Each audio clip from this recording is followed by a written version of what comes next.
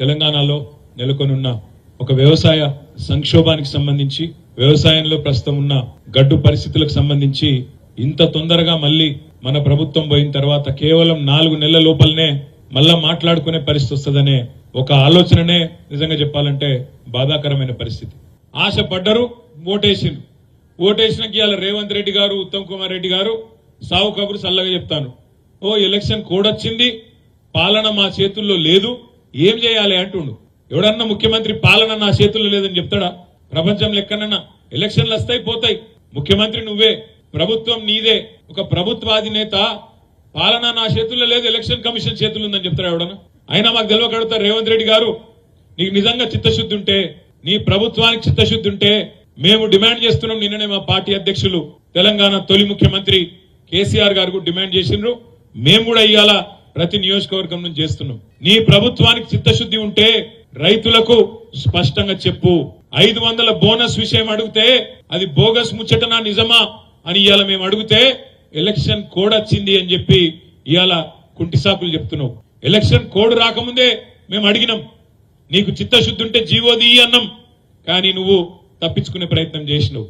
ఇవాళ ఇప్పటికైనా నీకు చిత్తశుద్ధి ఉంటే రేవంత్ రెడ్డి గారు మీరు వెంటనే ఎన్నికల కమిషన్ కు ఉత్తరం రాయండి. మేము మీలే కాపం. మీరు ఆనాడు అసెంబ్లీ ఎన్నికలప్పుడు మేము రైతు బంధు ఇస్తుంటే మీరు ఉత్తరం రాసి ఆపిన్రు. అయ్యో ఇప్పుడు వేస్తే కేసీఆర్ కోట్లు పడతాయి, ఇప్పుడు ఇయనియద్దు రైతు బంధు అని చెప్పి నీ పార్టీ ఆ రోజు ఎన్నికల కమిషన్ కి చెప్పి రైతు బంధును అడ్డుకున్నది. మేము నీలాగా తిర్రి పనులు చేయం, మీలాగా పిచ్చి పనులు చేయం. నువ్వు రైతులకు ఇయ్యాలా నిజంగా నీకు చిత్తశుద్ధి ఉంటే నీ ప్రభుత్వానికి ఎన్నికల కమిషన్ కు ఉత్తరం రాయి. ఏమని రాయి? మేము 500 బోనస్ ఇయ్యదలుచుకున్నాం. తెలంగాణలో ఇప్పటికే పంట నష్టం జరిగింది, కొన్ని దగ్గర రాళ్ల వానలు పడ్డాయి, వాటి వల్ల ఇప్పటికే రైతులు అవస్థలు ఉన్నారు. కాబట్టి అవస్థల్లో ఉన్న రైతులను ఆదుకునేందుకు నేను ఇచ్చిన మాట ప్రకారం 500 బోనస్ ఇయ్యదలుచుకున్నా అని చెప్పి ఉత్తరం రాయి. మేము కూడా నీకు అవసరమైతే నీ తరపున ఎన్నికల కమిషన్ కు బరాబర్ ఇయ్యాలి అని ఉత్తరం రాస్తాం. నీలాగా అడ్డుకోం. మాట్లాడితే మాత్రం మొగోనువైతే ఇది చేయి, మొగోనువైతే అది చేయి అంటాడు రేవంత్ రెడ్డి. నేను కూడా అడుగుతున్నా, నీ భాషలనే అడుగుతున్నా. మొగోనివే అయితే 2 లక్షల రుణమాఫీ చెయ్యి నువ్వు ఇచ్చిన మాట ప్రకారం అనే మాట డిమాండ్ చేస్తున్నా. మొగోనివైతే 500 బోనస్ ఇస్తాను కదా, ఇచ్చి చూపెట్టు దమ్ముంటే, అప్పుడు మొగోడు అని ఒప్పుకుంటాం. మొగోనివైతే మా ఆడబిడ్డలకు మాట ఇచ్చినావు, నెలకు 2500 ఇస్తా అని చెప్పినావు. మహాలక్ష్మి అన్నావు, 1,67,00,000 మంది ఆడబిడ్డలు ఎదురు చూస్తాను.